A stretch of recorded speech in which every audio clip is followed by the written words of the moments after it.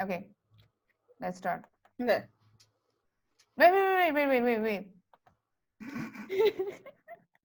I'm like, you keep making me put down my orange, and I get. Sorry. Let me check something. Okay. No, wait. Yes, okay. Sorry. I'm leaving this in the whole thing. You know? No, wait. That's Wait, going. I'm ready. 100%.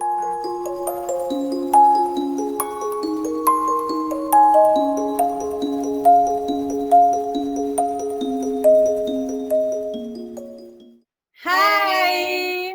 Welcome to Star Stories and Life, where we talk about. Star stories and life. I'm Shinjini, and I'm Emma. so what do we have in the agenda today, Emma? Well, since this past week was pretty heavy emotionally, mentally, and spiritually, the stars, however you want to say that, astrologically, we're going to do something light today. We're just going to read a couple stories, react to it, enjoy it. That's the plan. Yes. But first, as always, what is our astrology report for the week?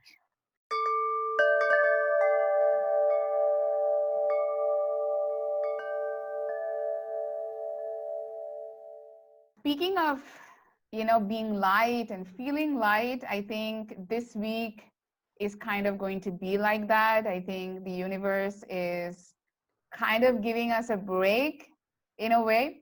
So the usual way I do the astrology report is I just go through the important events.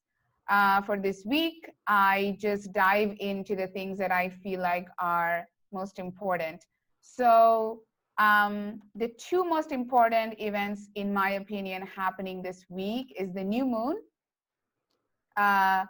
new moon in Gemini, and the sun trining Jupiter. So right now, as you know, the sun is in Taurus, and it's trining Jupiter now in Capricorn.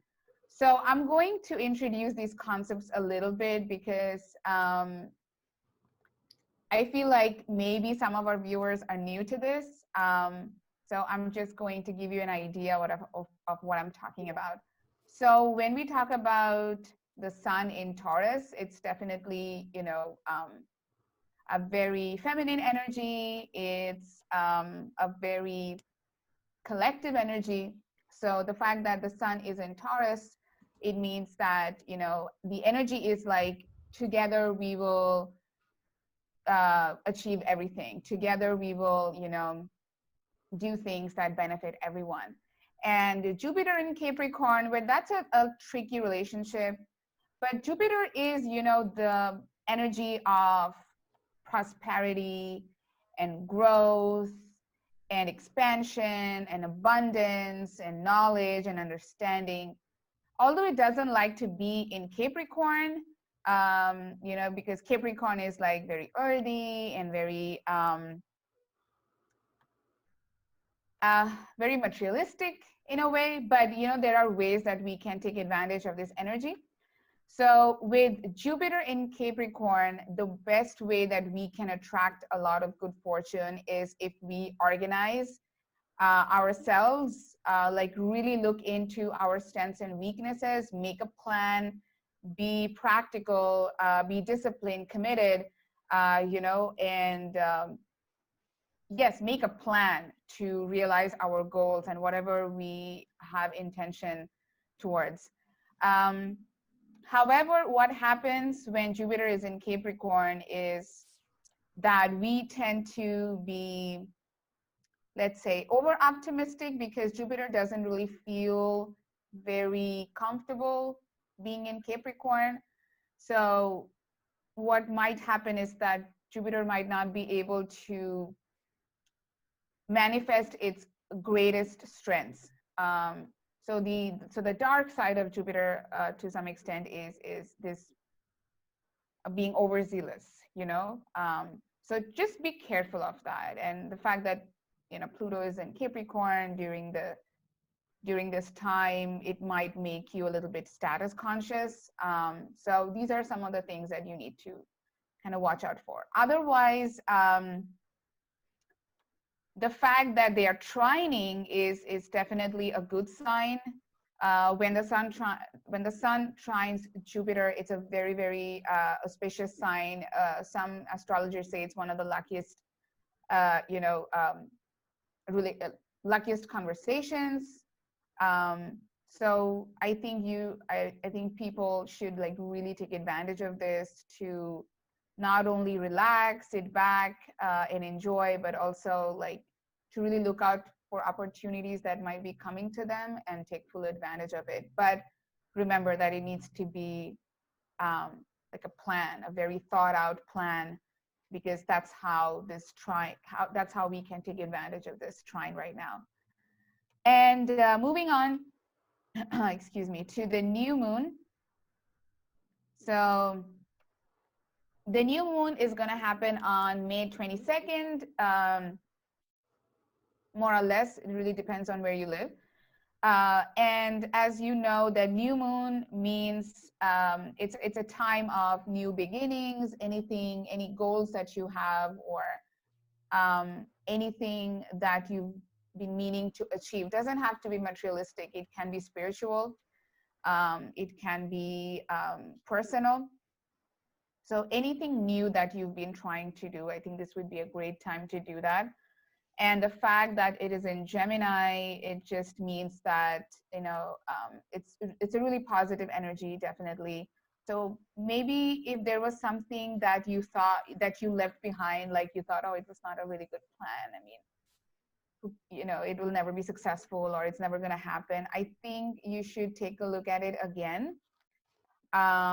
Maybe you will see some things right now that you ignored or you didn't really notice at that time, and maybe you can restart it. But your focus should be mostly on the big picture. The focus should not be too picky. I mean, I know it kind of sounds contradictory, because I was just saying that you need to like really have a thought out plan. But the thought out plan should not be focused on the details right here and now, but more like making long-term goals. So for example, not like, oh, I want to lose weight in 1 month, but let's say, okay, I want to be fit, I want to be healthy, I want to have a lot of stamina and strength because I want to feel happier, or I want to increase my longevity. I want to be able to eat a lot, but stuff like that. So like long-term goals like that. So really plan according to the big picture, not according to the here and now. So that is the kind of energy that we have right now, because so when the new moon is in Gemini, the sun will also be in Gemini, and it's going to trine with Saturn in Aquarius. So a lot of these energies are kind of mixed. That's why I'm giving a more like of a summary, and I don't want to really get into the details of it. As I was saying, that the details are important, but not so important, not more important than the bigger picture. So yes, overall the energy is to make plans, to set intentions for the bigger picture, for the larger goal, for long-term goals. It's a very positive energy this week, definitely very, very positive energy. You will feel good about yourself. Things are going to start, you'll feel like that opportunities are coming, and yeah, so you just have to be a little bit disciplined about it. You can't just, oh, it's just going to happen automatically. You just have to take the necessary steps. However, there is, of course, another strong energy playing, which is during the time of the new moon, Mercury is squaring Neptune, and Venus is squaring Neptune too. So that indicates that there might be some lack of clarity. There might be some confusion, some misunderstandings, because as you know, that Mercury governs communication. So the fact that it's squaring Neptune, which is like really dreamy, I would say be very careful of what you say right now. Or if or be very careful of other people trying to cheat you. I don't know, like it can be a personal relationship, it can be a professional relationship, it can be a politician, a salesperson,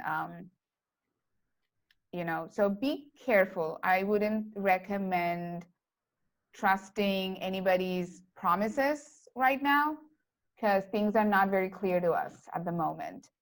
And the fact that Venus is squaring Neptune, it can lead to feelings of poor self-image, I would say. Like, basically, you're feeling very vulnerable right now. And we might tend, if we are codependent, those tendencies might flare up a little bit. There might be some disappointments in relationships. And as I told you in the last week, this is not a good time for financial deals. It's not a good time for investment. There might be some sort of indulgence going on here. So that energy is still there. So I would tell you to protect yourself from possible fraud, deception, lying. Don't make any decisions right now, major decisions that would affect your life, you know, for a long time. Hold it off if you can. And towards June, things might start to look a little bit better. The solar eclipse, a major eclipse is coming on June 5th. A lunar eclipse is coming on June 5th. So this is, we will talk about that later. I don't really want to get into that right now because there's a lot happening there. But yes, for this week, I would say be careful about who you trust. Great time to start new things, make a plan, but for the bigger picture.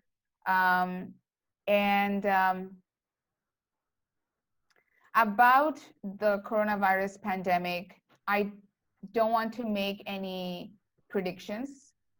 I want to kind of give kind of like an idea of what it might look like now. So it seems like with everything that's going on in the planetary transits, I feel like things are looking up when it comes to the pandemic. Yay.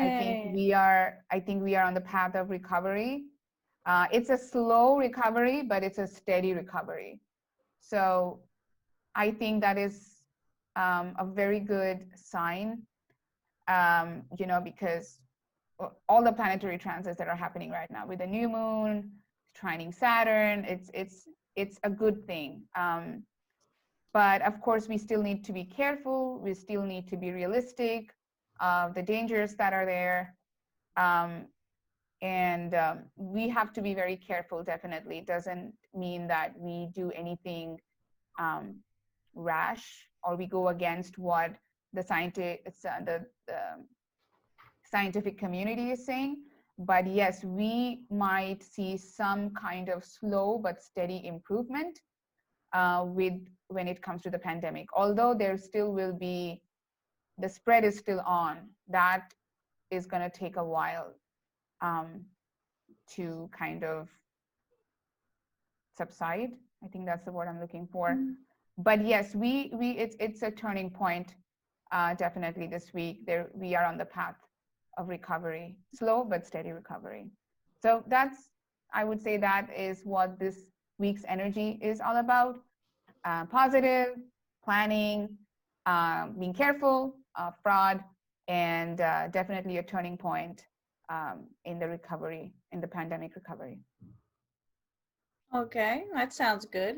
I wonder if the turning point is like global or if it's like specific to our area, perhaps. It's definitely global because I'm talking about what the planets are speaking right now.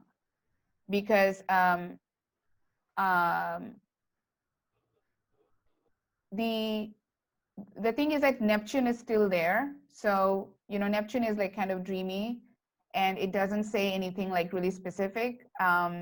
It can cloud our reality. So, you know, it's not still like, it's hard to say like exactly what's going to happen, but there are so many trines happening. The new moon is there. a lunar eclipse is coming, in June. So I think that's definitely a very good indication of things getting better. Oh, sounds good. Sounds good. That's good news. That's what we want to hear. Yes. But the So, retrogrades are still there. So we have to be, as I was saying, we have to be careful about who we yeah, trust. As long as we keep that in mind, I think we can make plans, be positive about the future. We can be hopeful. hopeful, Yes. but vigilant. Yes. That's what we must do.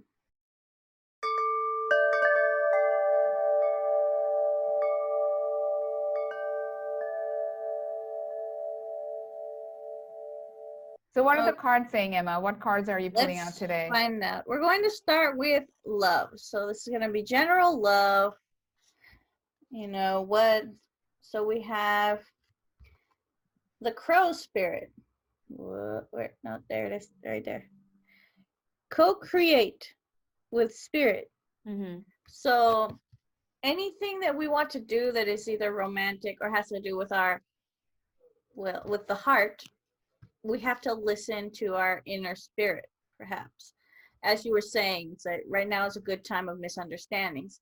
Mm-hmm. So your mind will be confused, but you know the truth, even though you didn't quite understand what you heard.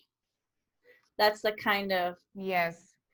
So I would say, like, whatever you're thinking, I mean, just keep it to yourself at the yeah, moment. basically. Yeah, Like, don't don't make say any decisions. anything. Yeah, don't say the first thing that comes to mind. Like, take a pause before you say something. Yes. Yes. A little bit I mean, yeah, being careful is so important right now, especially with our words. I mean, there is a little bit of mixed energy. I mean, for some people out there, it's going to be a great time for communication because Mercury is in Gemini, but it's also, like making this conversation with Neptune. So yeah, it's not like a positive thing for in communication for everyone. So it's some of them like great, yeah, but in general, I would say, because Venus is in retrograde, so many planets are in retrograde. I don't think this is a great time for making decisions. No. It's a great time for self-reflection and really holding on to your words. And co-communication. I think that a lot of Yes. communication needs to happen during Mm-hmm. this time. Like don't make decisions by yourself if it involves somebody else. Yeah. You know. So we got finances. We have Mm-hmm. dog spirit. Be loyal to what you What love. you love. I love this card. It's so cute. Yes. So basically, probably the same as last year. Like, don't drive yourself crazy trying to get the most amount of money right now. You know, after the super low energy of last week, right? Yeah. This week is a time of taking care of ourselves. Yes. So if you're offered extra hours, if you feel like you can, go for it. If you honestly don't feel like you can, well, then just don't. You don't need it. You know, take care of yourself first. Yes, I think that's such a great point that you're making, and it completely aligns with what I was talking about, being Jupiter in Capricorn. Mm-hmm. Like, we are feeling overzealous, we want to do things, we're so energetic, but sometimes we overestimate ourselves, we Exactly. overestimate our energy levels, and then we can like really fall into this trap of um, setting high, setting our expectations so high, like setting ourselves up for failure. I think that's what Yeah. I'm trying to say. So be careful of that. Like, really, really calculate your moves and your actions. So I completely agree with what you're saying. It's in alignment with the stars too. And health. Okay. For health, we have the wasp spirit What of does it all say? things. Sometimes Sometimes, life stings. well, sometimes or most of the No, time. all the time, I think. So I think this basically is telling us that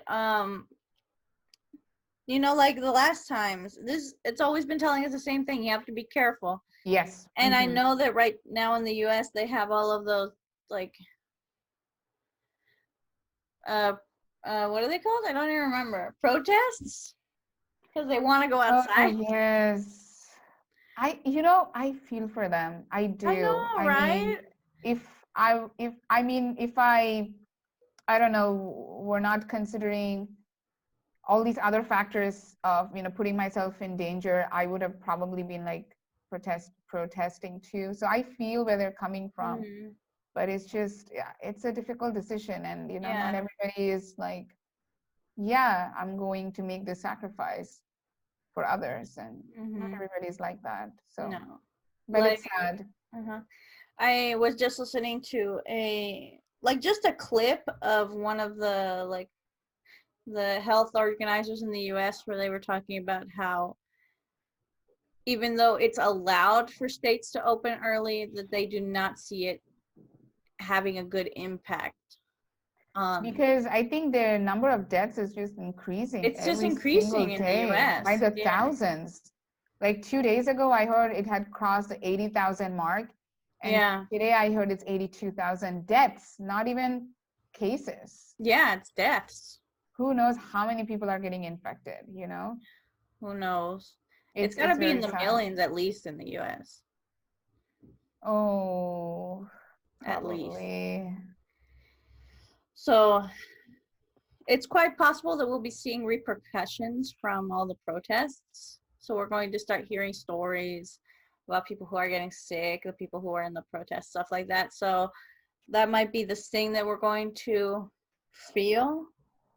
Also, people like who are working on the front lines, right? Oh I don't yeah. know. I've been hearing stories that they are not protected No. enough, and like these people are dying too, and it's Mm-hmm. just this is like it can be it could have been avoided like Could have. easily. We saw it coming from Yeah, so far away, and they did exactly. We nothing. saw China crumble, we saw Italy crumble, and we still didn't take any lessons. I mean, not all of us, of course. Some of us are intelligent, like Jacinda Ardern of New Zealand, and so many other women leaders around the world who have taken such great steps towards, pushing this pandemic to a point where there is no return. But I think Yeah. because of these leaders, we are I mean, globally speaking, we are at a much better place. But Globally, we yes, are, but like but the individually, US, yeah, I mean, more or less, it's kind of like the same because that's how pandemia works. But yeah. yes, the US, I mean, even Russia, like what happened? Like 10,000 cases in a day or something like that. I heard. Yeah, something like that. Yeah, it was Crazy. crazy. And that's not even considering all the people who are probably sick but can't get tested or just don't show Yeah, any symptoms. Like it's exactly. That's why this is so dangerous because you might yeah. be carrying the virus with no symptoms, nothing happening to you, but you're going out there infecting people who have underlying conditions. Yeah. That's And the we all dangerous. have to go grocery shopping. We all have Yeah, we to have to eat we for have to sure. I have to go and get money out of the bank, which is probably the thing that I panic about the most, just having Oh, to touch yes. an ATM. Yes. Even Sweden, like I was watching the news and Sweden is not doing anything about it. It's like, oh, nothing's gonna happen. Like, I don't understand. Like, what is this attitude of like, Isn't Sweden really small? yeah, Like, and I mean, everybody around them, like I'm not very good in geography, but all the countries around them have like super low cases, yeah. like about 100 or something, couple of hundred, and Sweden is like thousands. It's because they're not doing anything. Like they're not wearing masks. They are still going out to party and stuff like that. So, and they're still like, yeah, whatever. hmm So I'm gonna pull a card because I got curious. I'm gonna pull a card of what is our future after this pandemic? Yes. What's gonna change? Mm-hmm. Let's see. I'm gonna pull it out of this little pile here. Um. Oh, that's interesting. I like it. What We is got it? the Armadillo Spirit. Set Set healthy healthy boundaries. boundaries. I mean, I mean, yeah. we're hopefully at least the majority of us are going to have the boundaries. If you get sick, even if it's just a cold, you're probably going to wear a mask, just like in Japan. Because think about it, like when we had the influenza outbreak, like influenza didn't leave, Yeah, it's you still know, around. people are still affected by it. So the coronavirus or COVID-19 is going to be there. Yeah. We're going to have So, to add that to the yearly vaccines. yes, exactly. Like, I mean, with probably the discovery of a vaccine for COVID-19 will make things better, or maybe even a close to cure thing that will like maybe calm us down with breathing problems and stuff. Like anything that would like help us relieve our symptoms, that would also be like a big breakthrough. Yeah. It doesn't always have to be a vaccine, but it's gonna be there, vaccine or not. Yes, it is. It's just going to become one more, hopefully not seasonal thing that we'll have to worry about. It's just gonna It'd be exist. there. It's like a cold. Yeah, it's just gonna be there. You'll catch it and hopefully you'll not die of it. Yeah. It's going to be like a really bad cold. I don't see us going back to what we were before. No, I don't either. I We mean, will always be cautious of yeah. Like, we're probably not going to be like shaking hands on first meeting. We're not going to be or sharing drinks for very long. yeah, for a very long time. I think Yeah. that's what it meant by setting healthy boundaries. Yeah. I think we'll meet each other, but we'll be like maybe in a Do distance. curtsy. Yeah. Well, we should bring that back. We should totally bring that back. We should. 100%. Grab a 100%. skirt or wear like a long sweater around your Yeah. waist. Or like a Like hat tipper. My We can become hat tippers. lady. Uh-huh. That's what we need. We totally should bring that back. That would be cool. Long distance greetings. Yes. And especially be hard for Mexicans and other Latin Americans. Oh yeah, that they're just like, oh, good kiss and the kiss. Yeah, no more kissing and hugging. Yeah. And It's gonna be like you come close for a kiss and you're like, no. no, yeah. You should do the Indian thing. We should like all join our hands and like bow. Hi. So the Indian thing will be the new greeting of the world. Yes, yes, yes. All right, so let's go on and let's grab wherever we have these and let's exchange stories. Yes. Let's find out if we accidentally picked the same ones, which would be hilarious. I mean, doesn't matter. Yeah, I'll it doesn't. find another one. Yeah, there's so many. My gosh, is this screen bright? There we go. Are you gonna read the breastfeeding one? There's a breastfeeding one? Yeah.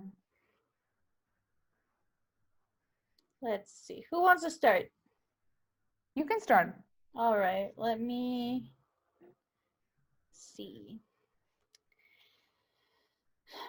Okay, I'm gonna read this one because it's all kinds of messed up.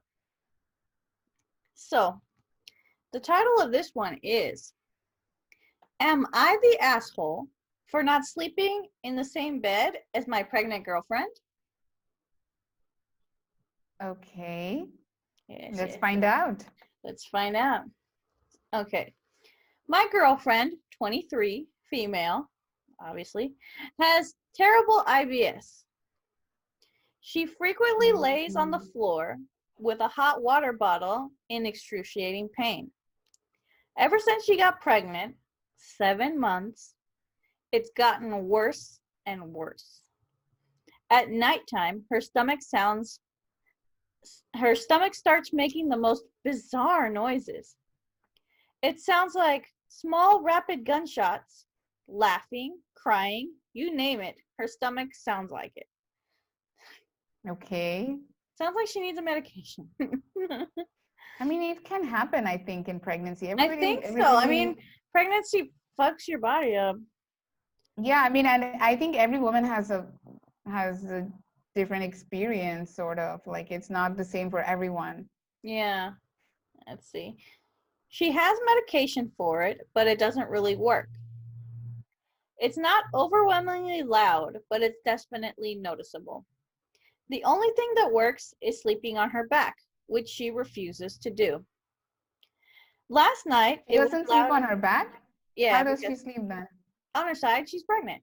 Ah, on her side, because it's heavy. Because, Okay. from what I read, if you sleep on your back when you're that heavily pregnant, the baby will like cut off circulation via a really large vein in your back, and you'll wake up Okay, and your legs okay. will be asleep. I was like, it's not fun times. Um, Last night it was louder than usual, and she claims it hurt badly, but she still managed to go to sleep. I, on the other hand, couldn't have fallen asleep if you had paid me $1,000,000. I woke her up and asked her if she would please go sleep on the couch, which she refuses to do. She told me to go. She told me to go, but I said since she's smaller, she should go. She started crying a little bit, but grabbed her blanket and left. I slept peacefully, but apparently she didn't, because this morning she said that I always treat her like shit and she's really snappy and short with me. She told her best friend, dad, sister, and cousin that what I did, and I really don't think it's that big of a deal. Yeah, he's the asshole. I'm sorry. Yes, he is. Because I think a pregnant woman needs all the attention, and it's hard. I mean, I can't imagine what the woman is going through. Like nobody wants their stomach to growl and cry and have human emotions. Like, of course not. Yeah, nobody wants And that. I mean, it sucks for both of them. Like I empathize with both of them, but come on, like you have to suck it up, kind of. Like if your Yeah, girlfriend is suffering or your wife is suffering, I mean, you have to be there for them, even if it is an inconvenience for you, because I can guarantee that whatever inconvenience the man is experiencing, 10 times, 20 times worse it is for the woman. yeah, So I think it was kind of a dick move by the boyfriend to do that. yeah, most definitely, most definitely. Hmm. What Like, do you think? there is, my man should have slept on the floor. Like, if it bothered him that much, he should have left the room. She Yes. she deserves the bed. She's been pregnant for 7 months already with Oh, IBS. Seven yeah, it months. sucks. I mean, with Like, somebody who had, I had IBS, and I went through like medication and stuff to, get it under control. But I know that it came from stress. So mhm. my goal was to kind of deal with my stress. But this pregnancy is not only, emotional stress; it's a physical stress too on the body. Yeah. And I mean, it sucks. Like unless and until the baby is out, I mean, everybody's suffering. By the way, I have a friend who's pregnant right now, Uh-huh. and she tells me these stories, like how uncomfortable she is in her body, especially like towards the end of her pregnancy. She is towards the end of her pregnancy. I think she's Mhm. in her, I don't know, maybe 8th month or something.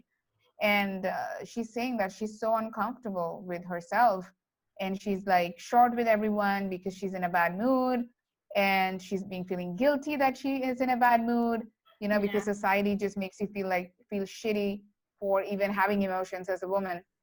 So yeah, she's going through a really bad time, and she's such a trooper, and I think all women are, especially when they're pregnant, like just going through that emotional and physical stress. I was going to say torture, but no, stress I mean, definitely, because I mean, for me, it's torture. So I'll never be pregnant. it, I mean, not same. intentionally. And yeah, but for them, of course, there's a reward, right? Sort of like they're going to have a child. That's a reward for them. Yeah. And so I would say stress. So yeah, I mean, it's hard, dude. Like for the woman, it's hard, and Really just hard. fucking suck it up. Like if you made a decision together to have a child, I mean, it was part of the package. So like, fucking suck it up, dude. Especially Yeah. like sending your girlfriend or wife to the couch because you are inconvenienced. Yeah, you are the fucking asshole for sure. Yes, agreed, agreed. Like, there's no excuse. He's the asshole. I don't care that he couldn't you, sleep. I like that you said that. Oh, my husband would have been on the floor Yeah. sleeping. Like, That was a good one. I remember I I read this to Julio, and I was like, "What do you think?" He's like, "He's the asshole. He should have gone to the couch." There you go. like, Yeah. Any like sensitive man both would say the weapons. same thing that you're saying, you know. Yes. Your turn. Oh, yes. So I'm going to do a breastfeeding story. Uh, Let me share this with you. Well, so the heading or the title of this post is, Am I the asshole for not breastfeeding my baby because she bites? Another pregnancy story, I guess. So, okay, let me share it with you. Where are you, Emma? Emma. I am inconvenienced, and I'm only hearing the story. Okay, my daughter, 10 months old, has recently started biting during breastfeeding. When she starts to bite, I simply tell her no and put her down immediately. I only started doing this recently because my breasts kind of look like a war zone. Oh my I'm god. bleeding. Oh my god. I am bleeding and sore because of the biting and simply cannot take it anymore. Instead, I've been pumping, but even that is extremely painful until I let my breasts heal. Instead, I've been doing a mix of pumping and formula. My husband does not like this. He was okay with me pumping and feeding our daughter until I started supplementing with formula.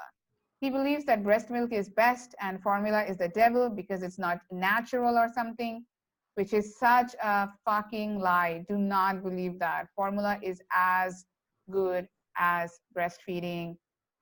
A lot of people I know grew up on formula and they turned out amazing, good, rational human beings. And the doctor also says that, by the way. Okay, continuing.